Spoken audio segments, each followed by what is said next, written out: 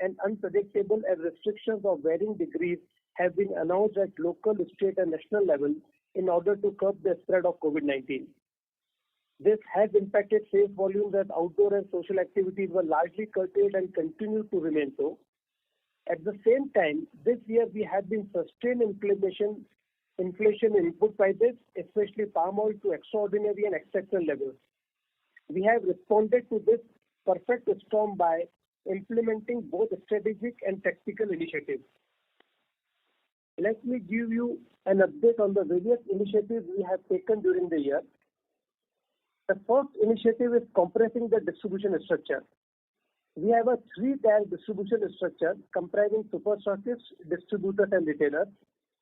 This structure has evolved from the formative years of the company where our mother plant in Indore was located at the geographical center of the country, and we leveraged on low freight costs through reverse logistics to serve the rest of the country.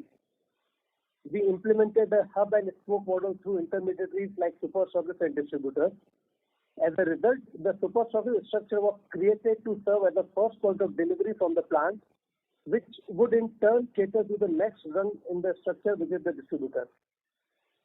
With the evolution into a distributed manufacturing model, we can now serve many of the distributors directly, thereby saving the trade margin paid to the superstockist and some overheads like secondary freight. We believe the savings could be to the extent of 200 to 300 basis points in EBITDA margin. This will be a permanent saving for the company, resulting in structural enhancement of the EBITDA margin. At present, over 95% of sales continue to take place with the traditional structure, and the initial benefits from the shift into the new structure will be visible during the current financial year itself. The second initiative is setting up distributed manufacturing infrastructure. As you are aware, we have set up a 5-3P facility over the last 3 years. This has helped us augment capacity through an asset-light model while also placing production more proximately to key consumption centers. Contribution from 3P facilities for the year stood at 24% compared to 8% 3 years ago. In addition to selectively adding 3P facilities, we are now focused on strategically setting up hubs at key locations across the country. These hubs will have the entire product range, which is an essential precursor to build direct distribution capabilities. During the quarter, we converted the 3P facility at Bangalore into an owned facility, which will now serve as a hub for the southern region. We plan to commission an owned facility at Kolkata in the second quarter of 22. This facility will manufacture extruded products and pellets to complement the existing facility in Kolkata for manufacture of potato chips. Production of the entire Yellow Diamond product range in this location will lay the foundation for direct distribution activities in the eastern region. On similar lines, we are planning to augment our 3P facility in Hisar to manufacture more products in the portfolio, which will set the platform for direct distribution in the northern region. Given the scale of our Indore facility, which has the entire range of products, we already have an established hub for the central region. The third initiative is enhancing distribution impact. Even as our distribution network steadily regains its momentum, we are enhancing efforts to optimize its reach.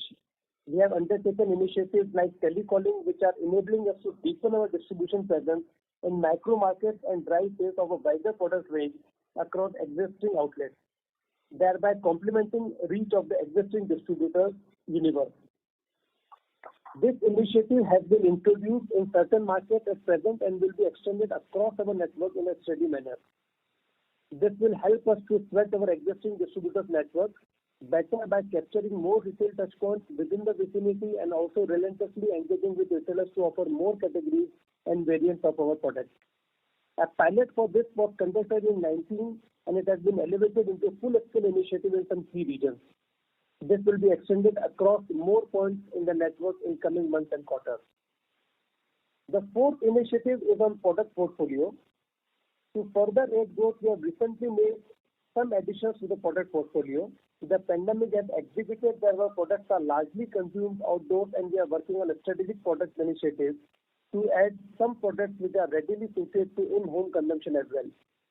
We are also carefully evaluating our entire product portfolio to assess the impact of each on the basis of revenue contribution, popularity, and profitability. With this evaluation, we can then undertake bottom slicing to weed out those products that do not perform adequately on either or all criteria. During the quarter, we also launched our portfolio in some newer markets outside Gujarat. I'm pleased to share we have received an encouraging initial response and will build on it in a steady manner. The fifth initiative is cost rationalization and increasing efficiency. The adverse cyclicality in the prices of key raw materials, especially palm oil, has adversely impacted margins.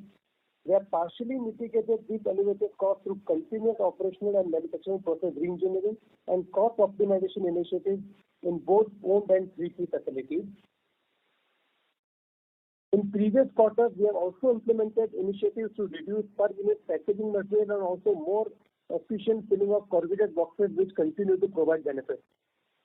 Palm oil is a substantial cost item within our total expense. A 30% year-on-year rise in the average cost of palm oil would have a very severe impact on our margin performance, but the combination of the above factors has enabled us to largely offset the pressure and contain the impact to about 60 bps. In conclusion, I would like to state that the performance of Q4 and FY21 has to be viewed in light of the multiple headwinds being faced at present. However, we have tried to minimize disruption across operations. Further, the initiatives undertaken will strengthen the business model and benefits will certainly occur in the months and quarters ahead. We are confident of a sharp rebound upon unlocking of restrictions. Reopening of schools and markets along with resumption of travel through trains and highways will bring customers back to point of sale. We also believe that the cycle for input prices will eventually turn into a tailwind. These factors, along with the structural improvement to our business model and permanent reduction in costs, will return us to a trajectory of higher growth and accelerated value creation. On that note, I conclude my remarks and we can open the floor for questions. Thank you very much.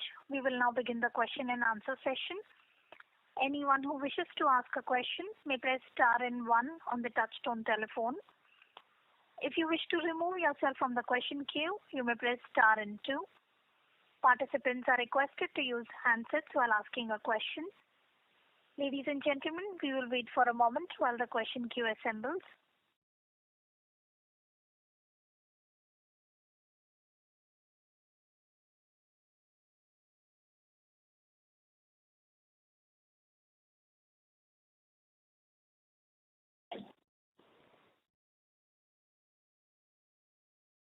Participants, to ask a question, you may press star and 1 now.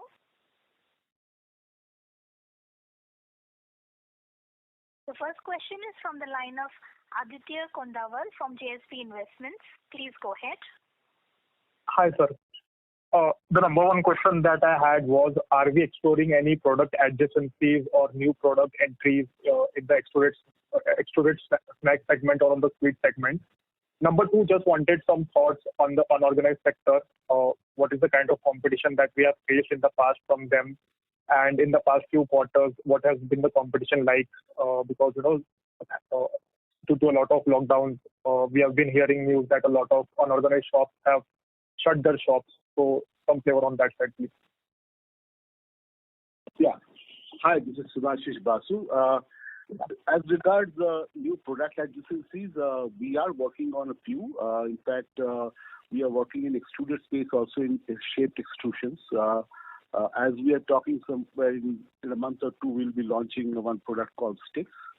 Apart from that, we are also working on certain other products like Rusk, which will also be a new product adjacencies, which we are just marketing now. And we are also working on some new sweet snacks at a different price points also to work on, which gives some innovations for the new thing for the market. At the same time, is complementary to our existing portfolio. In terms of unorganized sector, of course, there is some hit on the unorganized sector, and that however, the unorganized sector is too big in India to to die down. It will remain. However, they are also facing the headwinds like we are facing. And of course, as a larger company, we have a better wherewithal to handle this headwinds, and that's how we have managed to bring back our sales to our original level almost in the last quarter. I hope that answers my question. Yeah. Thank you. Yeah. Thank you. The next question is from the line of Tejas Shah from Spark Capital. Please go ahead.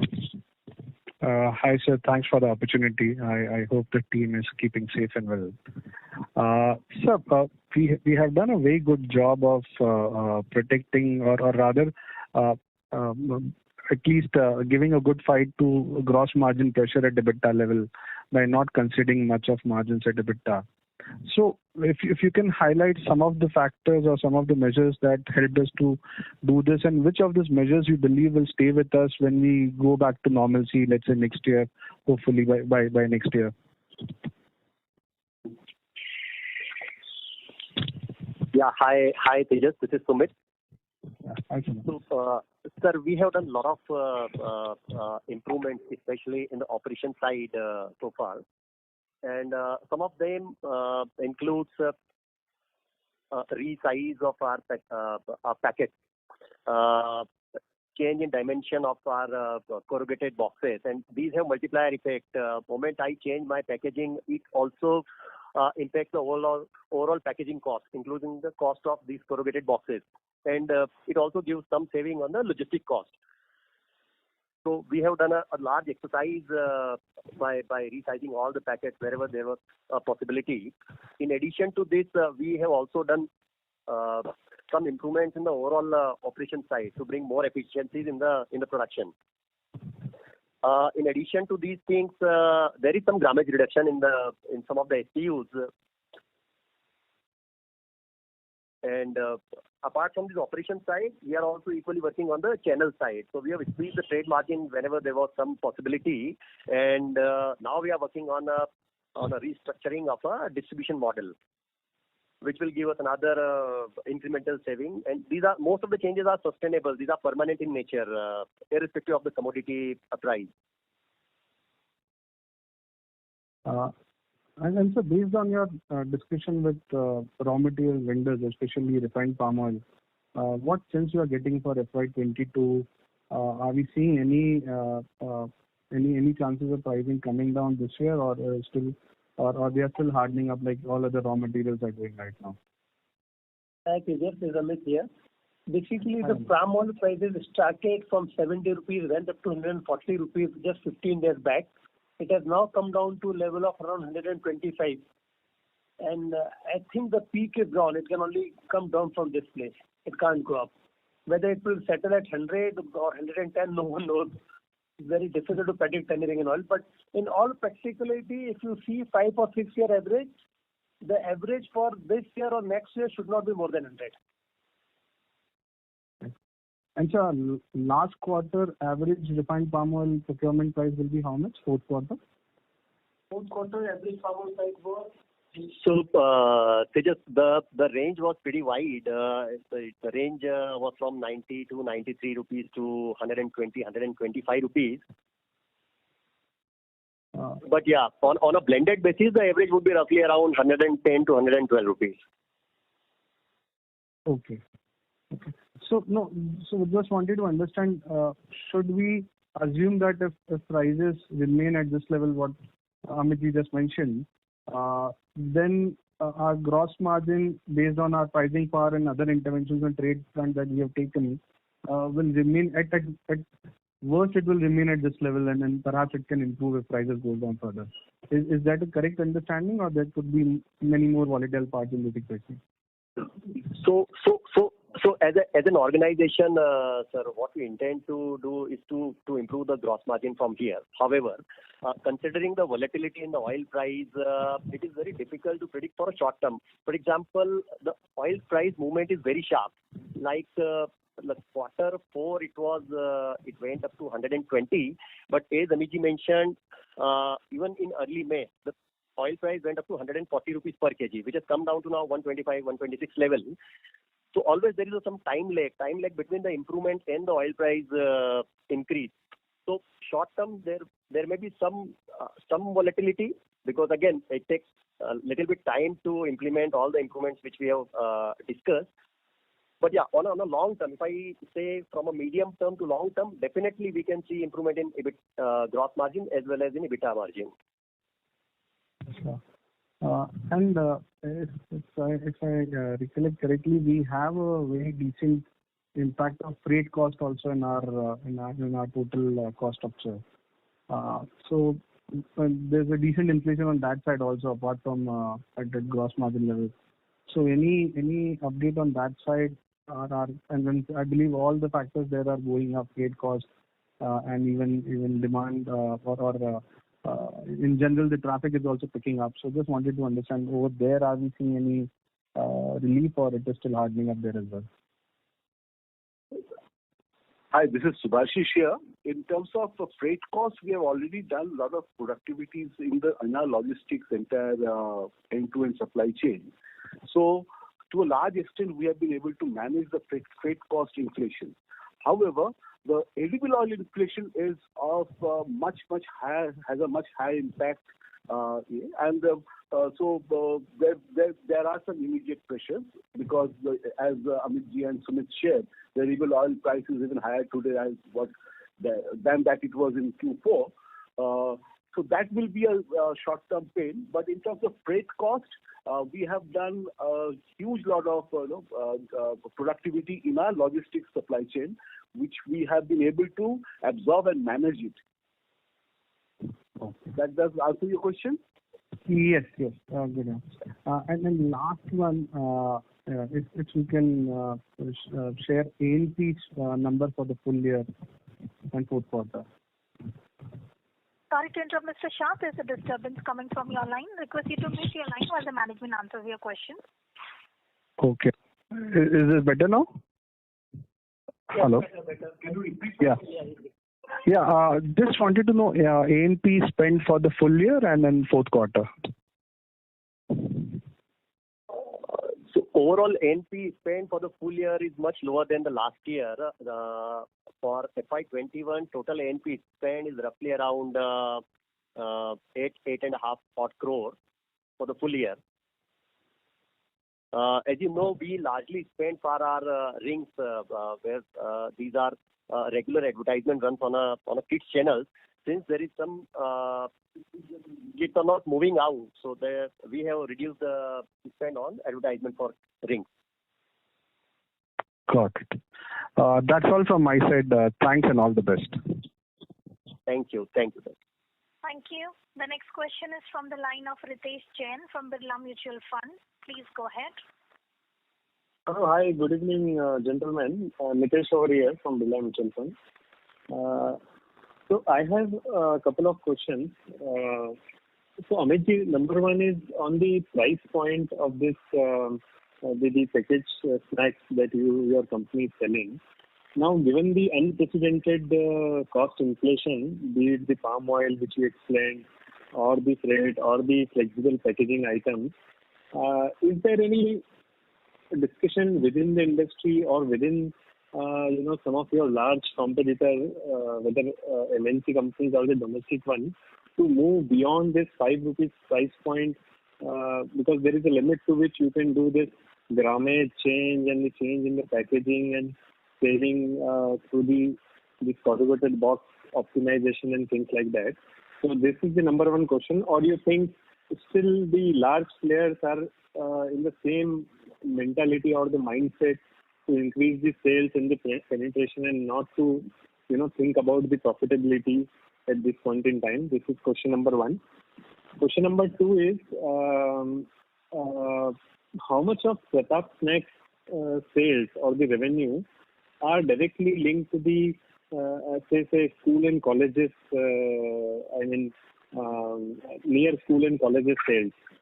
I mean the retail touch point near the education thing. It's a difficult question to ask, but you still would have some idea. Is it 15% or 20% in a given normal year, non-pandemic year? How much this kind of things? Because I guess my sense is that school thing, I mean the packet with a toy into it is a high margin product for us, right? So these are two questions for you. Sorry to interrupt again. There's a slight disturbance coming from your line. Request you to mute your line, sir. I have muted my line. I hope you heard me. Yeah, the question is clear. On the first question, Okay, fine. on the 5 rupee MRP product, Yeah. still large part of the sales for most of the manufacturers in the country come from the 5 rupee segment. For us, probably it would be close to 75-80% of our sales from the 5 rupee segment. And there is still lot of cushion available in reducing weight. So I don't think the 5 rupees category is going to vanish anytime. Though most of the players are thinking to reduce their dependence on 5 rupees and increase the 10 rupee and 20 rupees sales. We're also thinking on the same line. So we were, 3 years back, we were probably close at 90-95%. Now we are at around 80%. On the second question, we don't have the exact number of the touch points near schools or colleges, but I believe 20-25% of our sales used to come from nearby schools and colleges. Okay, fair enough. And if you can allow me to ask one last thing. Question. So, sir, I want to ask you the cost inflation, be it the palm oil or the flexible packaging or the freight.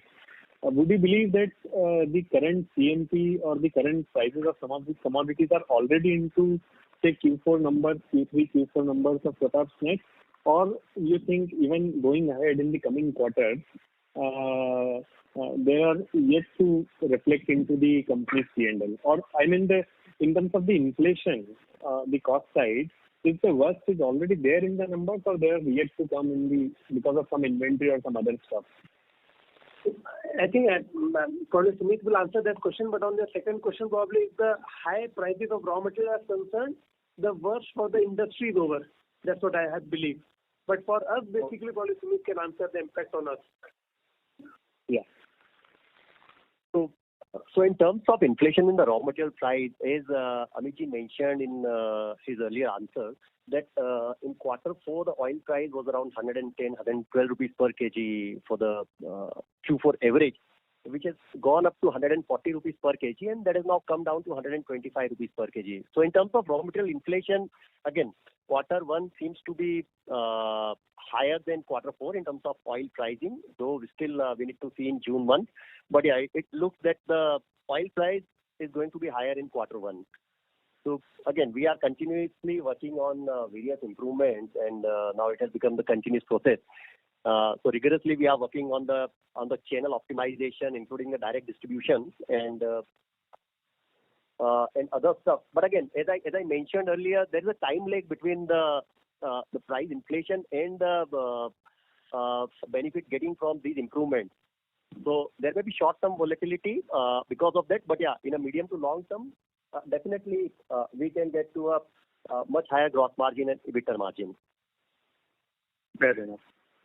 All right, sir. Thank you very much. Appreciate your answers. Thank you. Thank you, sir. Thank you. The next question is from the line of Deepan Shankara Narayanan from Trustline PMS. Please go ahead.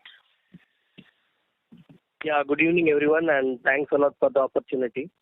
Firstly, wanted to understand, are we planning to scale up our Aavas Snacks business throughout the country or region specific? What are our revenue targets for this Aavas Snacks once we reach nationwide kind of distribution level? We will not be able to share the revenue targets. I think it's not prudent to share in this platform. However, we have successfully tested out Aavas in some of the states. We have got very good response in Guwahati. We are getting some excellent response in UP, in parts of Rajasthan, in parts of Haryana, and we want to take it forward to some other states also, where we are having a third-party plants which can produce our products and market it at 200 kilometers, 250 kilometers radius, because that's where the logistics cost can also be optimized. So we are extremely bullish about our growth, and we want to take it forward and make it a India brand in next 1 or 2 years. Yeah, and Q4 has in fact, Awadh has already started growing at a double digit in Q4, and we see even in this year, full year, if we take the coming year, we see a healthy double digit growth in Awadh. So as in fact, Awadh now has become the growth driver also. The expansion, both in terms of its portfolio and geography, has helped us. Okay. Does that answer your question? Yes, sir, definitely. And more on that, our snacks, how is it in terms of gross margin and EBITDA margin as compared to company's overall gross and EBITDA margin? So ours is a slightly different business model where we offer more value as compared to Pratap. So it's basically a super value model, but it's a very lean distribution. So the distribution cost is pretty low as compared to Pratap. So our gross margin is relatively lower, but if you look at the EBITDA level, it's almost similar at Pratap in the normal scenario. However, in current scenario where oil prices are at peak, it has more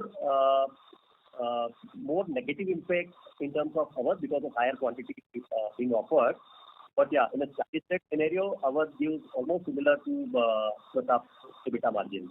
Yeah, and that's how we are also working on the portfolio of others, so that we can increase the sales of those particular portfolios which has better margin.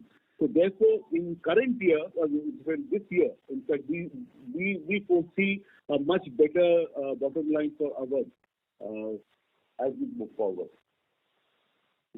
Okay, so is currently our EBITDA positive at current year level, FY21? Yeah, sir, FY21 it's EBITDA positive. Okay. So lastly, what kind of investment do we foresee in next 3 years for increasing our 3P facilities across our country? And where do we see this contribution of 3P increase from current 24%? We don't have significant CapEx because currently, if you see, currently we are underutilized because of this COVID, and now we are relying more and more 3P operations, which is anyway going to be the asset-light model.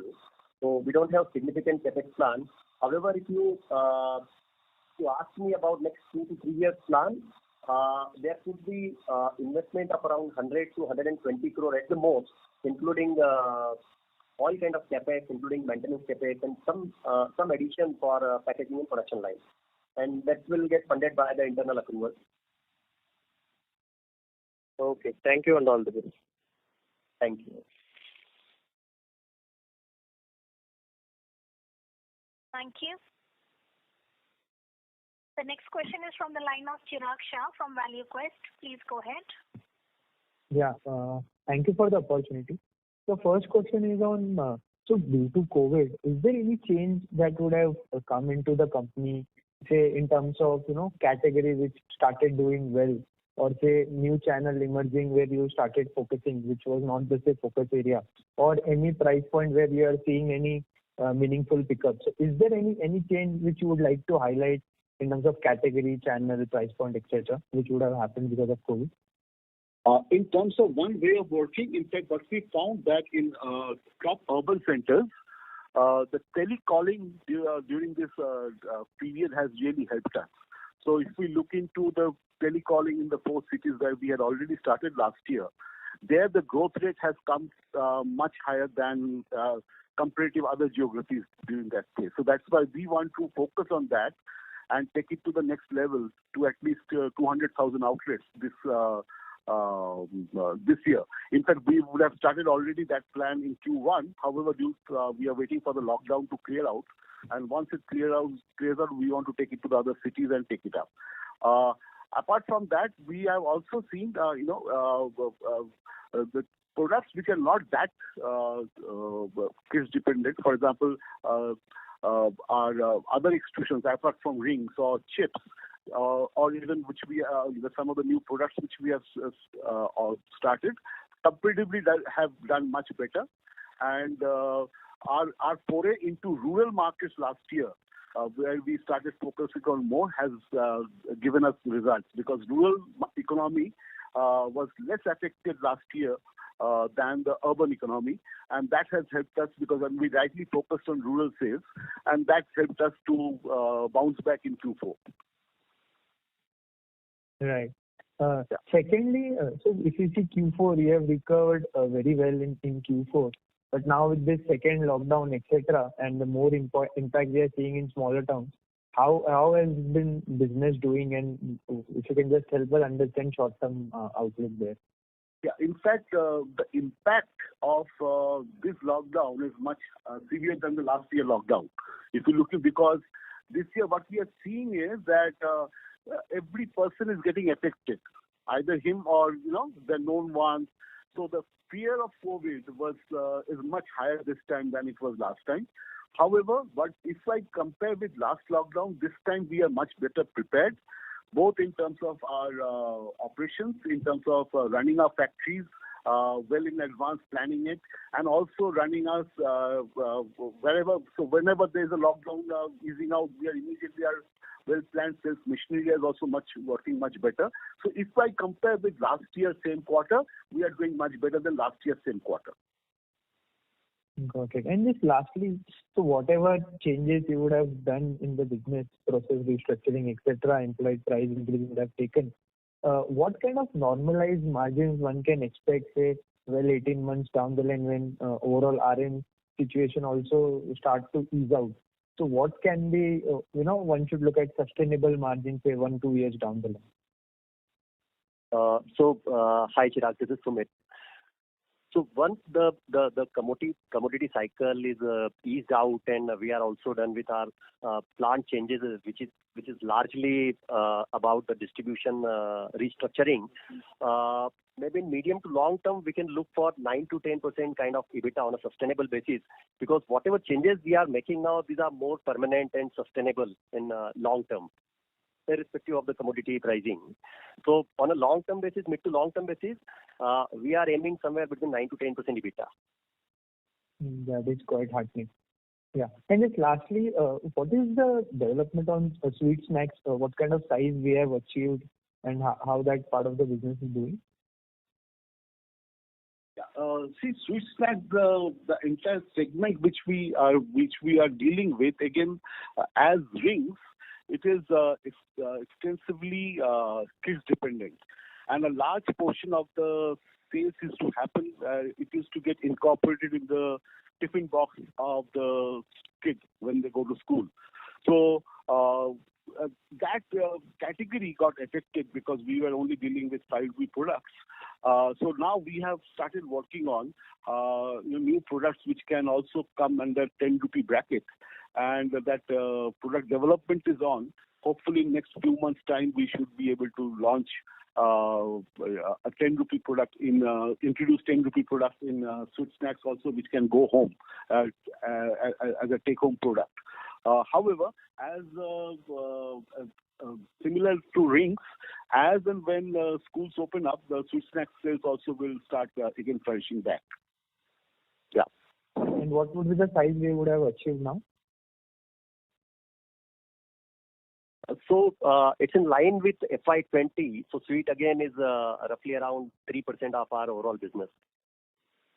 Got it. Thank you and all the best. Thank you. Thank you. The next question is from the line of Jay Shah from OHM Portfolio Equity Research. Please go ahead.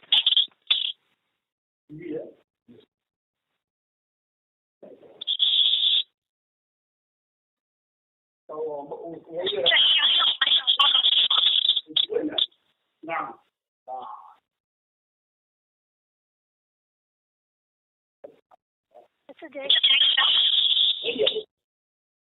So there is a disturbance coming from that line, so we'll move on to the next question.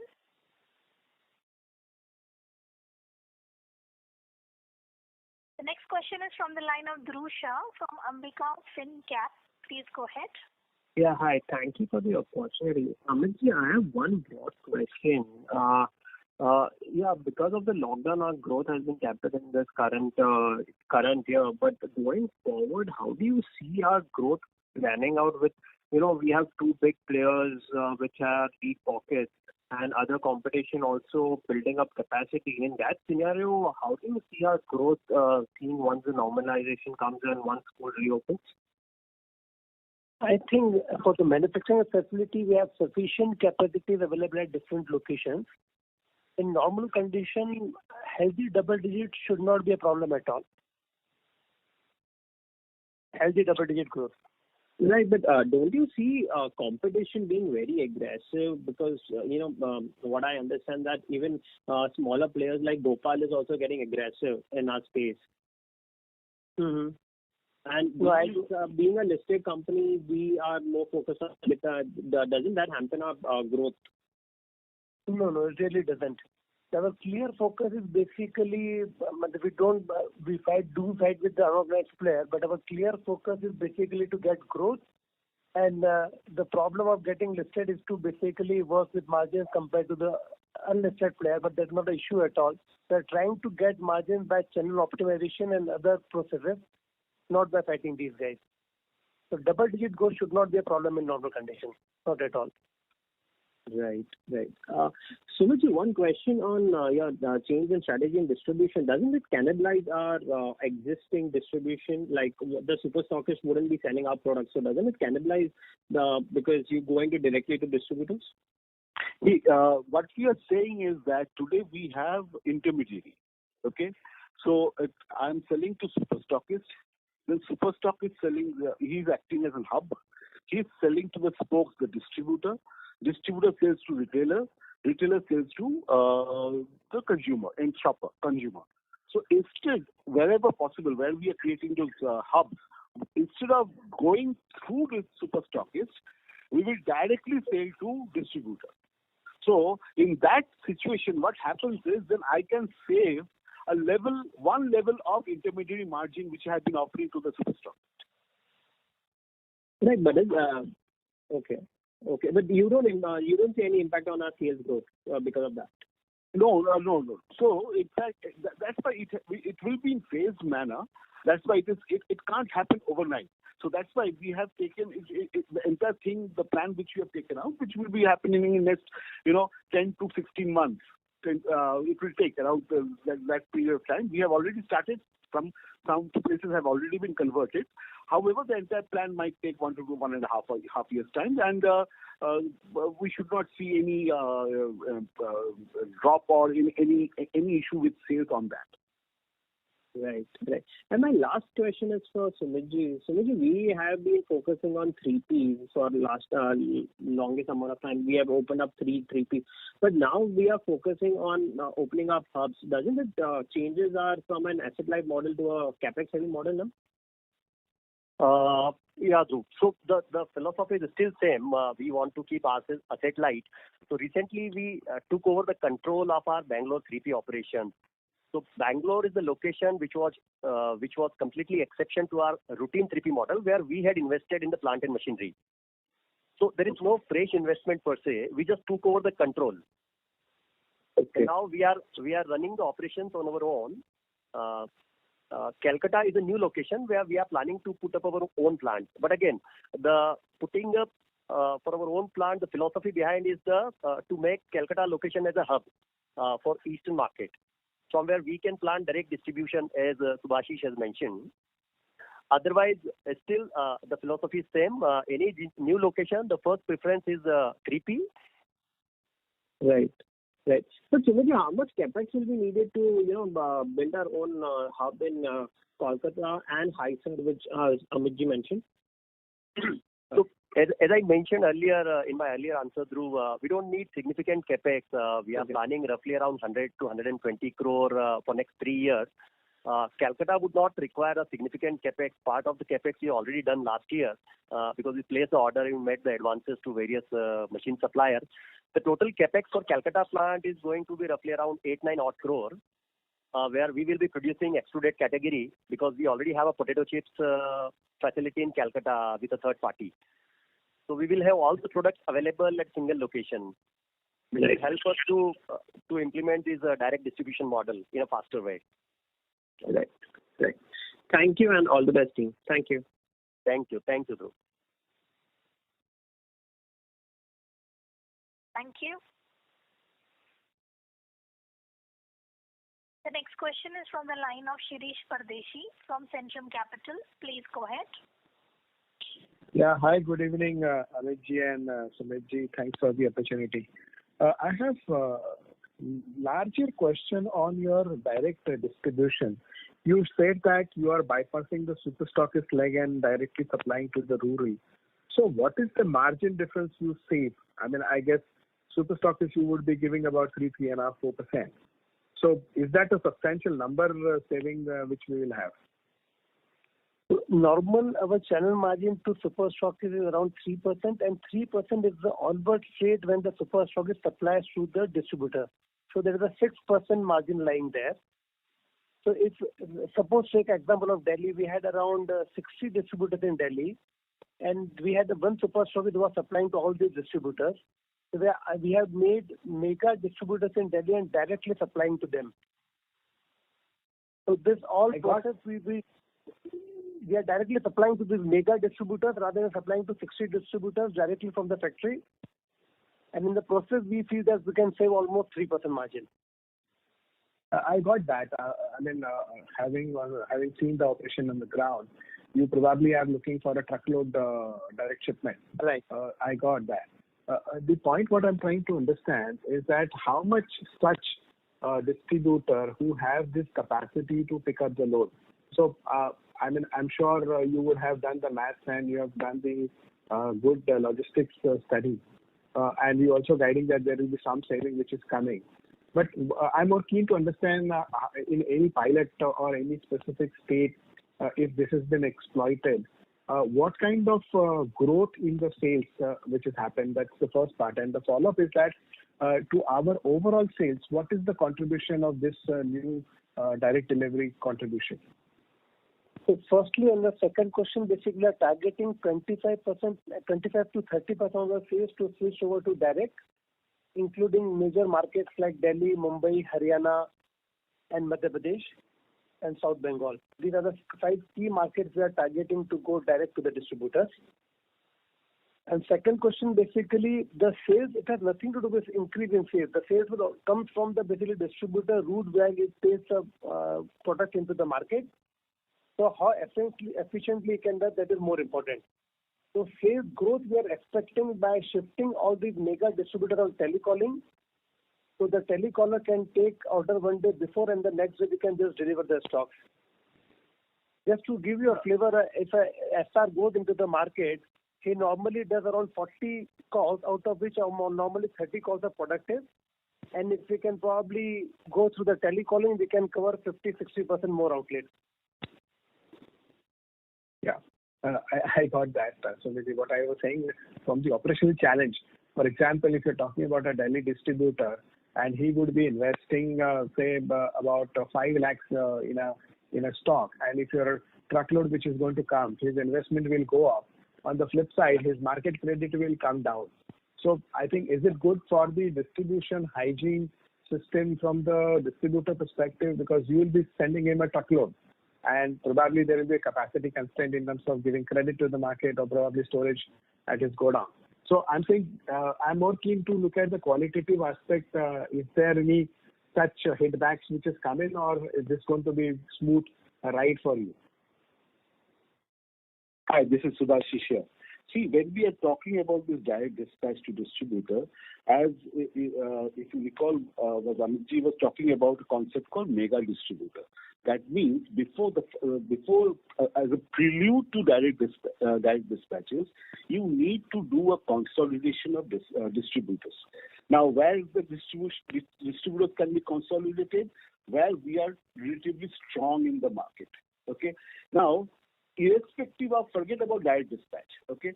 Even in a evolution of market demand and a company, as the company grows, at the initial phase, you will be not getting big distributors. So you will appoint small bits and pieces, marginal distributors, distributors, and there will be huge number of distributors. However, as you get to a certain stature, as you cross a certain level of turnover in a particular market, that's when one has to do a consolidation of the distributor. So instead of 100 small distributors, you might now work with 25, 30 large distributors equally, doing the same coverage, but with a much better pocket and much better financial and distribution capability. Now, that's the first step which happens. Now, once that happens, after that, you start directly dispatching to those distributors from the hub. And that's what is happening in Delhi first. So Delhi was one of our pilot markets. In Delhi, we used to have 60 small distributors and one super stockist. So instead of 60 small distributors, now in Delhi, we have around 16 mega distributors. So these 16 distributors are handling the same geography, same coverage. Now, to help them out, what we are doing also, we are telecalling. Now, telecalling, I'll just give you a math. A telecaller on a particular day, in a single day, can call up to 120 plus outlets. Whereas, physically, when a salesman goes, can call up to 40 outlets with a ready stock operation.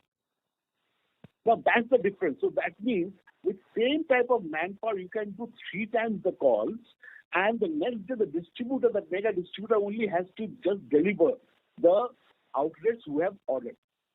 So this entire process is, there are 2-3 steps.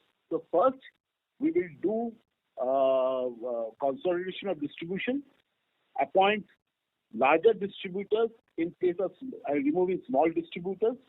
Then we start telecalling, and then we start directly supplying to them instead of going through a super stockist.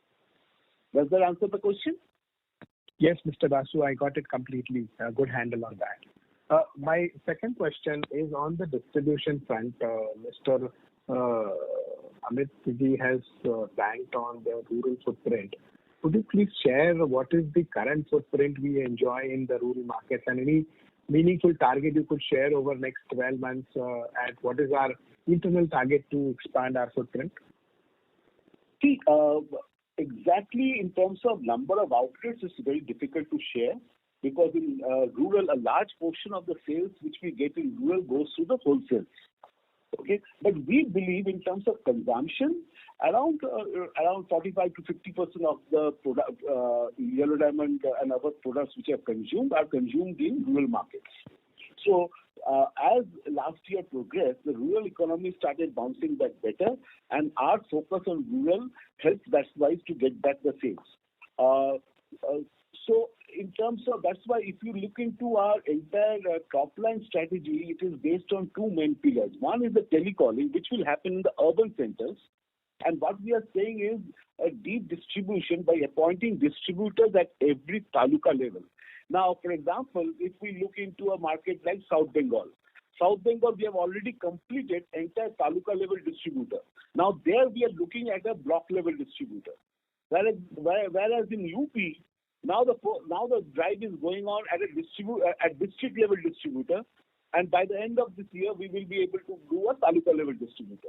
So depending on the level of evolution of each state, we are actually going for a deeper penetration model, because that will help us to reach better, reducing our dependence as much as practicable from wholesale, and that will give us better returns also in rural market. There are some headwinds in rural market because the second wave had more issue in rural. However, still be able to manage because the urban centers have started, wherever we have started telecalling, has also started performing better. So both these two put together will be, I think, both these steps will be complementary to each other. One for the urban market, one for the rural market, should help us in terms of getting our top line right. Very, very helpful. Sir, my last question on the wholesale. You did harp on that wholesale is a key important channel. Would you be able to give a quantitative number of how many wholesalers we are covering in our stronger markets? I mean, the number, and what is the total revenue contribution which we are getting from wholesale at this time? I mean, if you can share. Number of wholesalers will be difficult, but in terms of percentage of our business, it also differs from state to state. For example, if you go to Northeast, In some states of Northeast, even 60% of the sale might be coming from wholesale, whereas if you come to Bombay City, hardly 10% of our sale is coming from wholesale. That's I got that. For a company, how much is the wholesale contribution? It will be very difficult. Approx will be around 25-30% at the most. Around 25%. Thank you. Yeah. Thank you and all the best. Thank you. Thank you. The next question is from the line of Ayaz Motiwala from Nivalis Partners. Please go ahead. Yes, hi, good evening, gentlemen. My question is on the larger competition. Sorry to interrupt, Mr. Motiwala. Sir, your voice is not audible, sir. Yeah, is it better now? Yes, sir. You may go ahead. Thank you. Excellent. Thank you. Sorry. I was wanting to know the key consumer differentiation proposition that you have on your products versus naming the larger competitors such as an ITC or a Pepsi, because your footprint and your aspirations are to be of that type of player. So how is this going to happen? On the trade side, rationalization, you have explained it very well. But in terms of from a consumer going to the trade side, what is the proposition for the trade for them to accept some of these new terms that you are talking about? If you could address both of these, please. Thank you. Yeah. So in terms of acceptability in trade, I think over last it's not that we are first time we are a new company going to the trade. In fact, we especially in the C and D class outlets, in the lanes and by-lanes, in the small town and rural, we are more relevant than the names which you talked about. We are more relevant in those outlets as of today. And it has been built over the last 15 years. So it's not that we are new to a particular outlet, so in terms of acceptability. In terms of our proposition is that a much better value and at the same time best quality. However, in some categories we will give much higher value than some of the competition. In some categories we will be same to them. But over a period of time, Yellow Diamond has created its own brand pool, especially among the kids of 4 to 12 years old, ACC-CD, where our brand name today also have started working. For example, in some particular category, we may not be giving any higher value than the number one brand, but still our sales happen because there are particular segments of consumers who are looking for Yellow Diamond chips. Did I make the point? For example, let's be specific. For example, if I take a Lay's chip or a ITC chip, since you named those two companies, in certain categories I will be giving higher value to the consumer. In certain categories I will be equal value to the consumer. But in those categories also we are growing because our brand is registered in our core audience, which is our target audience is ACC-CD kids 4 to 12 years. So just on the same point, just building on the consumer point, that you talked about, in your internal sort of analysis, and just if you can share some high-level thought on that. If you look at what these two competitors and some of the other players make, whether regional or single state players, a name like Balaji also comes in my mind from Gujarat, and since we are there. As you do benchmark studies, these margins that Amitji talked about and the direction of the margins, are you already in line with the competition, or are you substantially better than them, or how should we understand that aspect? As the current status is, and we are indeed going towards improving your status by the distribution rationalization points that we've already made. Yeah, if you talk about Prickoli or ITC, we don't get the numbers, but we believe we are in line with them. However, in terms of regional players, there will be some regional players who might be having some regional benefits. For example, since they don't have to have the freight across India, they don't have a national presence, so they might have a better position. However, for example, if I do a P&L of my Madhya Pradesh business, then I will be best in class. However, since we believe that for long term, our national presence is extremely beneficial for us for our long term growth. Therefore, there will be some hit in the margins because we are national. We have spread ourselves. And if I talk about the companies you talked about, for example, Frito-Lay, ITC, I think we are quite in line with them. However, there will be some regional players who might be having better margins because of since they are regional in nature. And it also depends from product to product portfolio. For example, some categories have higher margins comparatively. Some categories have lower margins. I think we are one of the few companies which has the entire gamut, spectrum of salty snacks. So from that perspective, I think we are better placed for future growth also. For example, if you since you talked about ITC, they will not have namkeen, or they will not have extruded shaped extrusion business, or take Frito-Lay, they will also not have a lot of shaped extrusion or namkeen business. So whereas we are there in all segments of salty snacks. So I think strategically we believe and we felt that our presence and in the entire gamut of salty snacks portfolio will help us to stand in better state for long, keeping future in mind. And that's how we are moving ahead. So if I may just quickly ask you as a point that you laid out a lot of points in terms of the margin sort of expectation and what you just mentioned. So your gross margins today are 26%. You spent a small sum of 8 odd crores in terms of one can understand one of the big points of operating leverage typically in a consumer company. And this trade rationalization is going on. And you talked about the breadth of your portfolio, which we appreciate, but it should also be financially rewarding on a blended basis, let's say. So what are the points or the levers at a high level that you can describe, other than what Amit ji has described, 2 to 3 points of margin gain potentially over a medium term, and I'm just saying a name, a time frame, he's not spelled that out, but let's call it 3 years or maybe beyond, that will be or 9-10% EBITDA margin number. In this journey, sir, how do we better appreciate what are the levers on the mix side to get you improving gross margins on the product and the portfolio that you talked about, and then the other side of the cost that you're rationalizing beyond distributor? How are you benchmarking to see what are the other what is the other room for improvement? Okay,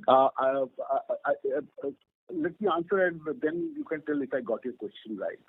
There are two, three factors. One, the product portfolio, of course, makes a difference. For example, rings is one of our rings and sweet snacks are two products which gives us highest gross margin. Okay. Now, in a particular year or in a particular phase where these two categories are challenged, there will be challenge in the overall margin pressure. So that is number one. So that's why we have we are working on different categories which can match the gross margin of these two categories. Number two, the oil price pressure is unprecedented now. To give you an example, our dependence on oil, and that's for most of the salty snacks companies, 5 rupee difference per liter of oil, per kg of oil, is almost like 1% EBITDA. So that's the type of, so if you see in past 2 years from 60-70 rupees oil, now it is at 125 to 140. So we have taken huge gross margin improvement and productivity measures to be able to absorb them. Now, if I see if I have taken a normal a 5-10% inflation of oil, we would have been already at 19% EBITDA. With the type of corrections we made in our portfolio mix, in productivity, in freight cost, in channels. But that all those benefits got sucked into because of this unprecedented oil price increase. So as we start getting tailwind when the commodity prices cycle, also it's a cyclical in nature. So we will get this benefit. At the same time, what we are saying is we are not waiting for that. We will keep on working on these productivity measures. So therefore, we will work on the channel rationalization as Amitji was talking about. We will work on further on our portfolio mix rationalization, and at the same time, we will also work on our distribution optimization, where we are talking about telecalling in urban, deeper distributor network at each taluka level for the rural, and that should help us to get to the optimum bottom line level, as we are saying, as Sumit has shared. Does that answer your question, or? Yes, sir. So this is very helpful, and we wanted this kind of sort of color, and I really appreciate. I wish you, the team, and Amitji and others, all the very best. These are very trying times, and I mean, we do really appreciate the business in the light of these tough times, but it's also, of course, to sort of learn the business in a better light. So it's been 2-3 years only that it's been listed, or maybe 4, and it has been facing some of these headwinds along with new product introductions that you all have gone through, the sweet snacks that we talked about. And so it's just up to us to learn. So thank you for that, and all the very best. Thank you so much. Okay, thank you. Thank you. The next question is from the line of Kalpesh Sontake, an individual investor. Please go ahead.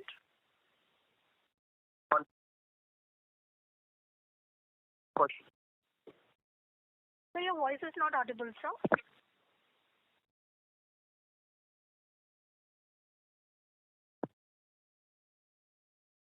Mr. Sontake? Yeah, is it out now? Sir, your voice is breaking, sir.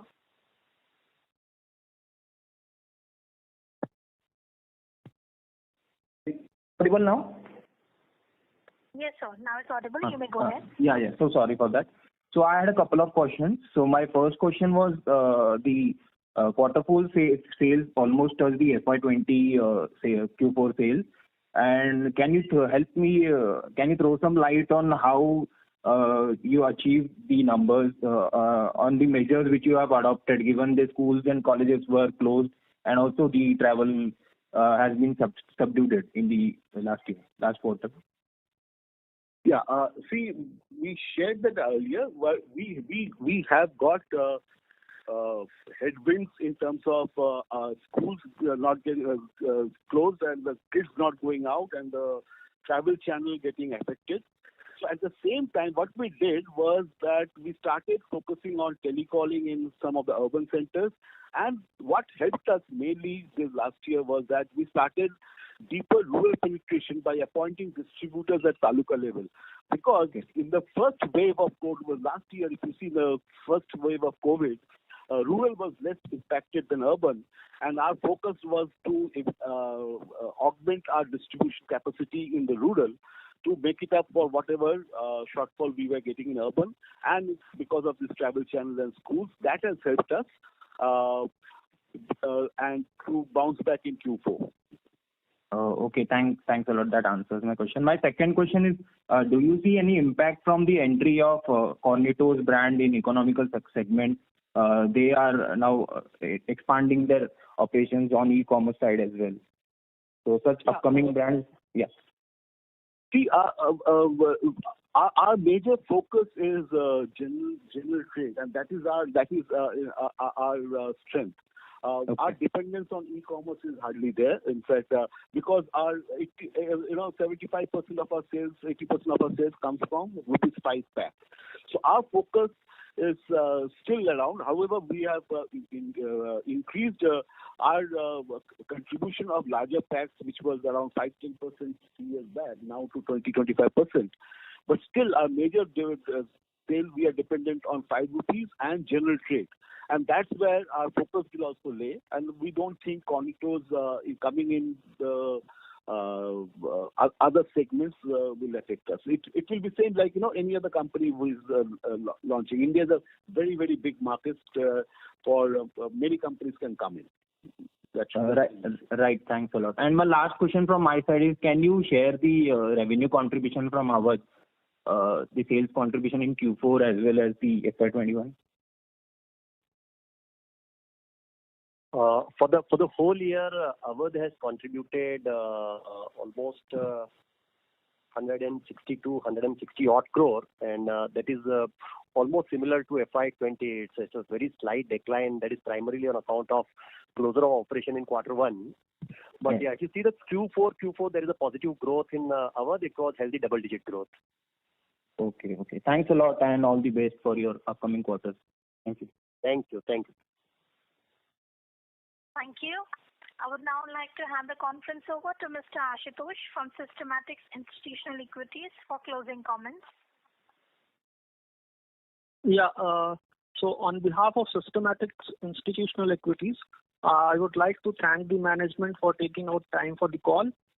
We are also thankful to the participants for making the call a success. I would now ask Mallika to please close the call. Okay, sir. Thank you. On behalf of Thank Systematix. Thank you. Thanks a lot. Yep. Thank you, sir. Thank you. Thank you. On behalf of Systematix Institutional Equities, that concludes this conference. Thank you for joining us, and you may now disconnect your lines.